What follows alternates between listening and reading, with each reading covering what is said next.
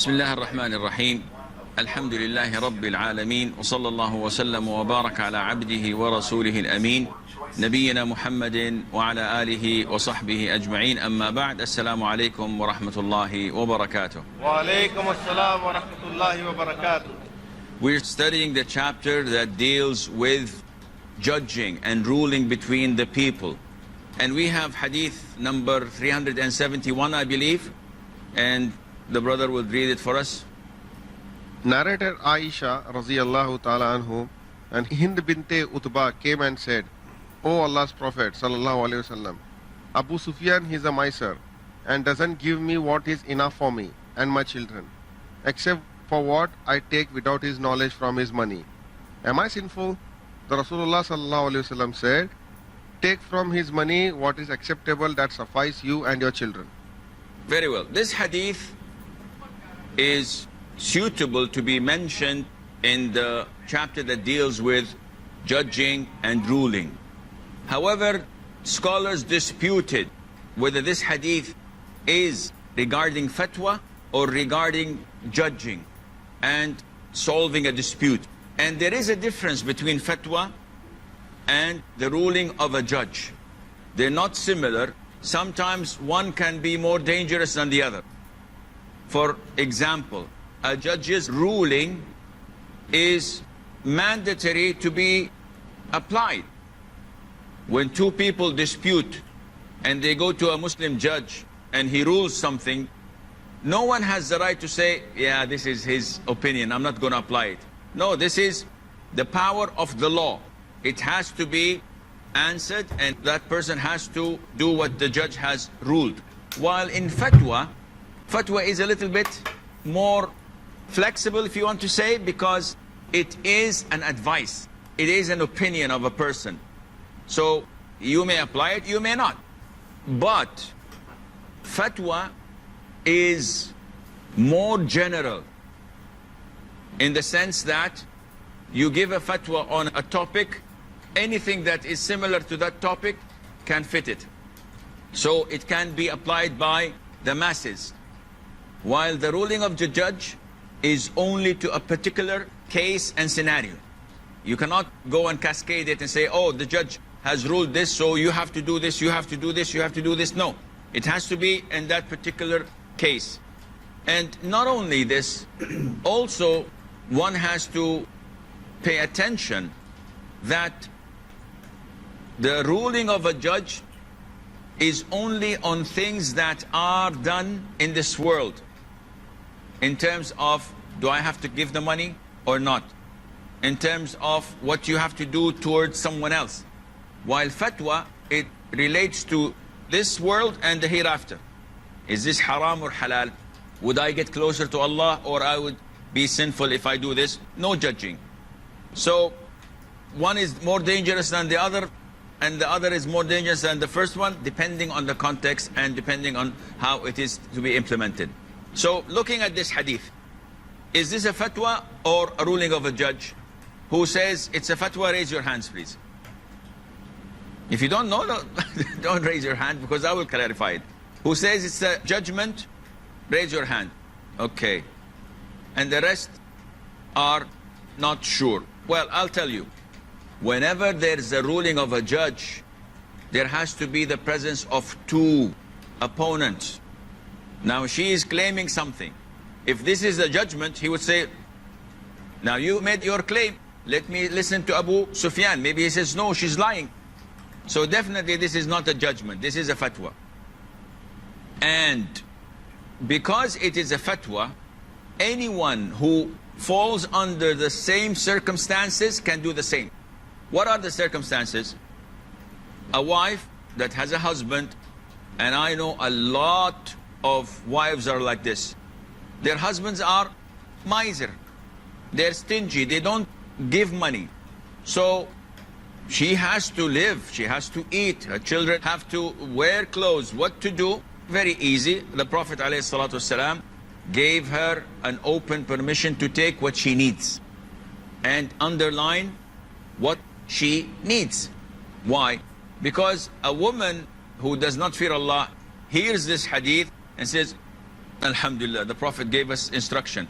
I want to buy a wedding dress to attend my cousin's wedding for $5,000.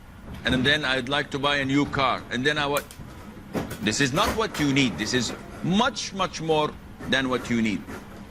So the Prophet is, alayhi wasallam, saying that you can take what suffices you and your children bil ma'roof, meaning that do not exceed, do not transgress.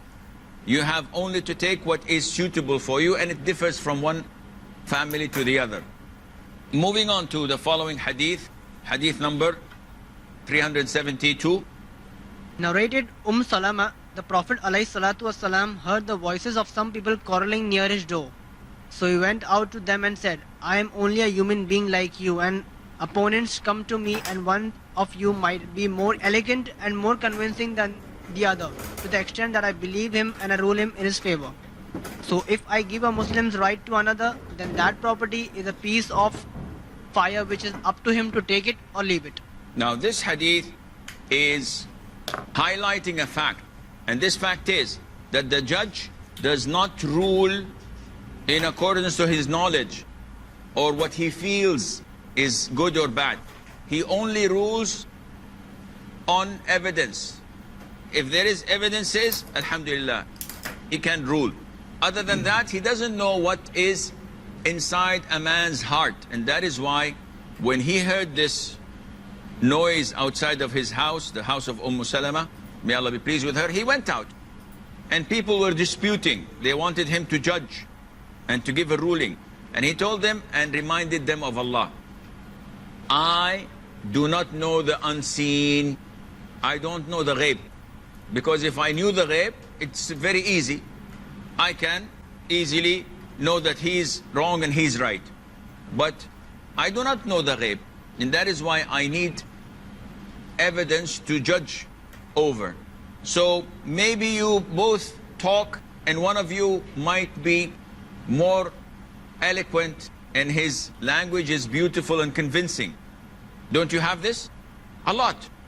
That is why when two are in a dispute, one of them might be so loud and so angry, though he's right, and the right is with him. But because of his way of talking, people judge to the other one, who is calm and saying that, no. And this is, you find this in debates, especially when it's between Islam and liberals or hypocrites, as known Islamically, not liberals or seculars, we call them hypocrites. And you find the Muslim clergy or the students of knowledge being bad in behavior, shouting, and you doing this, while that liberal is nicely dressed and, yes, thank you, I will not answer that because this is too abusive, I'm sorry. And he's talking in a nice way. You, the audience, when you look at this, what would you think? Ah, this man is definitely better than that man. So the Prophet is telling us in judging people, the same would happen. But he's highlighting a very important fact, and that is, I may listen to you because your words are better and your opponent is unable to speak. He's not able to explain and demand his right. So I may say, yes, this is yours. As in the case if people dispute over money or over land. And the man says a lot of nice things and he gets poetry included and he's articulate, and the other one can't speak and he feels weak. But it is his right. So the Prophet says, I may give the piece of land, the wealth, the money, whatever he's claiming for him, no problem. But be careful.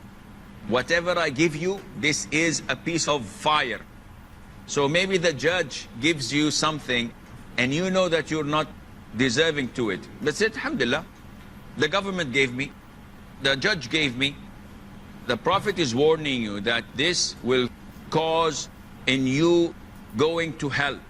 So whether you take it or leave it, it is up to you. This is not a choice. The Prophet is threatening and warning people. And this, what we learn from it is that the judge only rules in accordance to the evidences. Secondly, that we who go to the judge, we have to fear Allah. Because if we think that we won the case, we won it in this life, but on the day of judgment, we will be held accountable, and whatever we took will be punished for that. And this is a very serious issue. Of course, we went through how does a judge rule. And we said that when two opponents come, and who is supposed to provide the evidence? The one who is accusing. So if I come with another one and I say, he took my car, and he has the keys with him. So I'm accusing, therefore I have to bring the evidence, because the car is with him, the keys are with him. So provide the evidence, whether you provide the registration, the invoice, two witnesses, anything. If I fail to provide evidences because I don't have, the Islamic ruling is, he swears. Very easy, very simple. And no one can argue on that, alhamdulillah. We have a short break. Stay tuned, and inshallah, we'll be right back.